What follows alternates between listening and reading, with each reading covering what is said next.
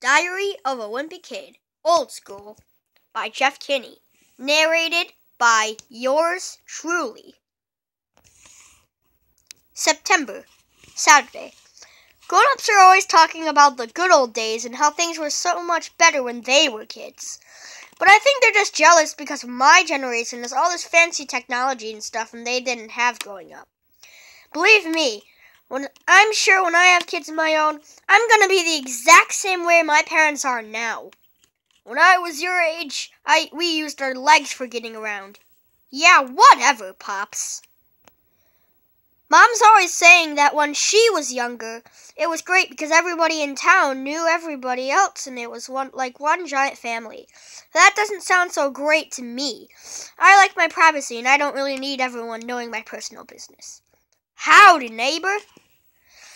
Mom says the problem with society these days is that everybody's got their nose in a screen and nobody takes time to get to know people who live around them. I don't really see eye to eye with Mom on that issue, though. Personally, I think a little separation is a good thing. Your leaves are in my yard. Oh. Lately, Mom's been going around town with the petition to get people to stop using their phones and electronic gadgets for 48 hours. Let's unplug to reconnect. Electronics are cluttering our lives. Let's put down our devices for a weekend and get to know each other. Who's in? Mom needs 100 signatures before she can take the petition to the town hall. But she's having trouble getting people to put their names on it. I'm just hoping she gives up this idea soon, because it's kind of exhausting for the rest of us to pretend we don't know her. I really don't understand why Mom thinks we need to go backward anyway. From what I can tell, the old days weren't really much fun. If you think about it, you never see anyone in those black and white photos smiling. Say cheese! Squeak, squeak. In the old days, people were a lot tougher than they are today. But human beings have evolved, and now we need things like electronic toothbrushes and shopping malls and soft serve ice cream to survive. Bleep, bloop, blurt. I bet our ancestors would be pretty disappointed with the way we turned out. But once somebody invented air conditioning, there was really no turning back. We've gotten so spoiled that pretty soon we won't have to leave our homes if we don't want to. Your burger is served. I said no mayonnaise. In fact, the way we're headed, I bet 1,000 years from now human beings won't even have spines. Slither. Some people complain that all this technology has made us soft, but if you ask me, that's not necessarily a bad thing. There are all sorts of luxuries nowadays that make people's lives better. Take baby wipes, for example. People were using regular toilet paper for hundreds of years, and all of a sudden some genius came up with the idea that was a total game changer. What really amazed me is that it took so long to people come up with the idea. I seriously can't believe the guy who invented the light bulb didn't see baby wipes coming. And who knows what crazy thing someone's going to come up with next to make our lives easier. Whatever it is, though, I'll be the first one in line to buy it. But if Mom had it her way, we'd be living like people did before there were computers and cell phones and baby wipes. And I don't really want to imagine living in a world without baby wipes. Sunday.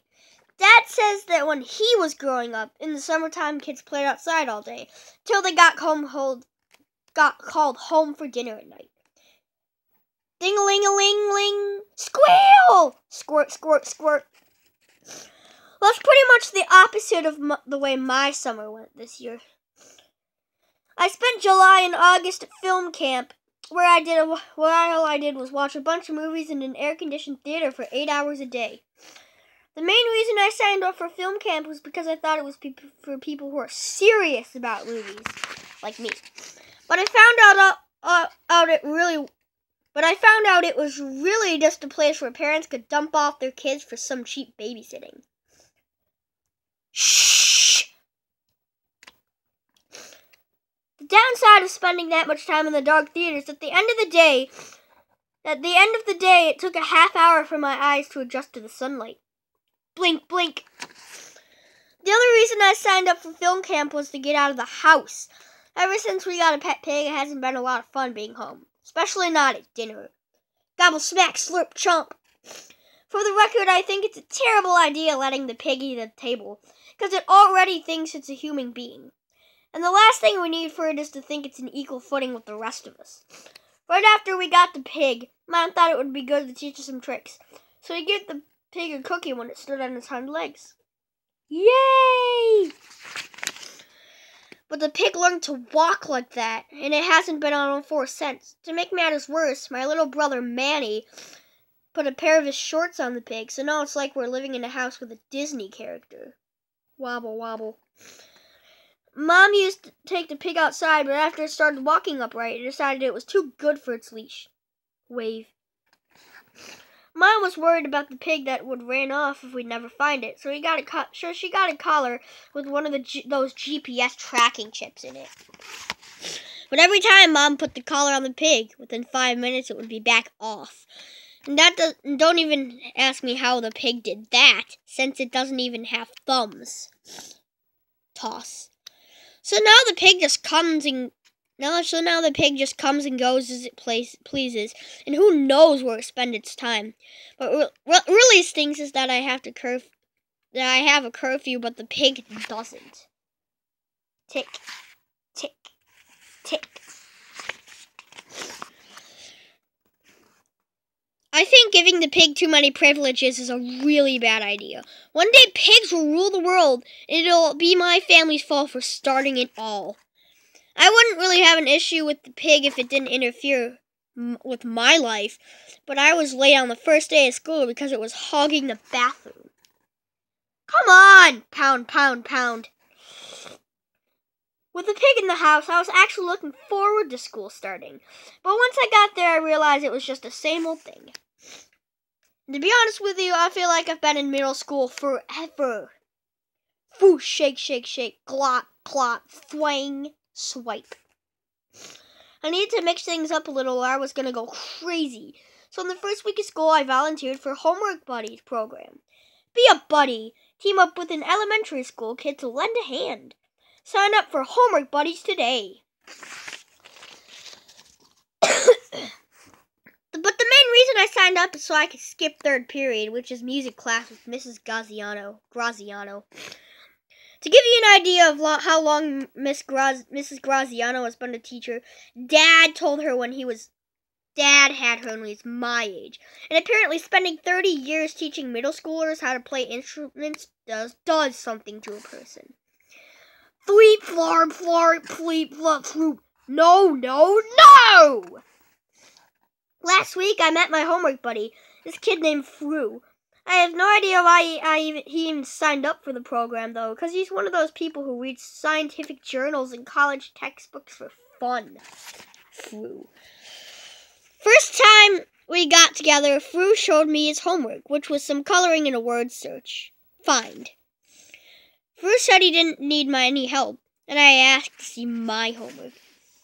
I had at least an hour of math problems and a geography assignment that would have taken me another 2 hours, but Fru whipped through it all in about 15 minutes. Scribble, scribble, scribble. And he wasn't just fast, he was good. I turned in the assignments the next day, and when I got them back from my teachers, I had perfect scores. At first, I felt a little bad for getting help from a third grader, but then I realized that homework buddies are just supposed to help each other out. So now, whenever me and Fru get together, I just hand him a pile of my assignments and let him do his thing. The way I see it, this is working out for everyone. Scribble, scribble, scribble. My only complaint about Fru is that sometimes he's too helpful. He's getting bored with my homework, so he started making up assignments to challenge himself. The other day he wrote a paper and attached it to my regular homework for extra credit. But luckily, I checked it over before handing it in. Detecting Commutative Permeability in Physics by Fru. Greg Heffley. For a while, I was just glad to be getting some homework help, but recently I've been thinking that since I'm the one who discovered Foo, I deserve some kind of credit if he goes on to do my big things. Nobel Prize. Wednesday. As if our house wasn't crowded enough, now Grandpa's just coming with us. Now Grandpa's living with us. They raised the rent at Leisure Towers, and he couldn't afford to live there anymore. So Mom invited Grandpa to move in with our family. Dad wasn't so hot on the idea, even though Grandpa's his own father. But Mom says it will be just like the old days, when 3 generations lived under the same roof. But I think Mom has this rosy image of the way they used to be. I have a totally different picture of what it must have been like back then. Scrub, scrub, scrub, scrub. I was actually okay with Grandpa moving in with us until I realized what it meant for me. Mom let Grandpa pick any bedroom he wanted, and of course he chose mine. That meant I needed to find a new place to sleep. My first thought was to go to the guest room, but I forgot that's where the pig stays. There's no way I'm sharing the pull-out couch with a barn animal. I ruled out Roderick's room right away, because he might actually be a step down from the pig. The only other choice was to room with Manny, so I got out the airbed and set it up on his floor, but sleeping in Manny's room had its own problems. Mom reads Manny a bedtime story every night, and sometimes they're really long. In fact, lately I think Manny's been picking out the thickest books he can find just to get on my nerves. In the hole in the ground there lived a hobbit. Things have been a little tense ever since Grandpa moved in. You can tell he doesn't really approve of the way Mom and Dad are raising his kids, even though he never actually comes out and says it. Mom's been trying to potty train Manny forever, and she's experimenting with something called no pants after dinner. That's exactly what it sounds like. Skip. What's supposed to happen is that when Manny feels the urge to go, he'll run to the bathroom. But Manny just prances around all night with nothing below the waist. Eventually he ducks under the recliner in the family room. Push. I don't think Dad's a huge fan of the no pants after dinner, because I can tell he's even more uncomfortable with Grandpa being here to witness it. It's pretty obvious having Grandpa around is really stressing Dad out, and every time one of us kids screws up, he just makes Dad even more tense. Oops. What seems to annoy Dad the most is when one of us kids asks Mom to do something that we should be able to do ourselves. Yesterday I asked Mom to open a microwave burrito for me, because I always have trouble with those plastic packages. But Dad jumped all over my case. He said if I was stranded on a desert island with 1,000 microwave burritos, I'd starve to death because I couldn't figure out how to open them on my own. I told Dad that the chances of me getting stranded on a desert island with 1,000 microwave burritos was pretty slim, but he said I was missing the point. He said if I don't learn how to do things by myself, I'm not going to be able to survive in the real world. Another thing Dad hates is how Mom still helps me get ready for school in the morning. She picks out my clothes the night before, and she has a chart hanging in my kitchen to help me stay on track. Soap, breakfast, teeth, shower, hair, underwear, socks, pants, shirt, shoes. I guess Dad was pretty embarrassed by the chart, because the other day he took it down, but without the thing to guide me through the morning, I got the order of things all wrong and ended up wearing my socks over my shoes. These days I think Dad's just waiting for me to screw up. This morning I forgot to put the cat back on the tube of toothpaste, and Dad was ready to pounce. Aha!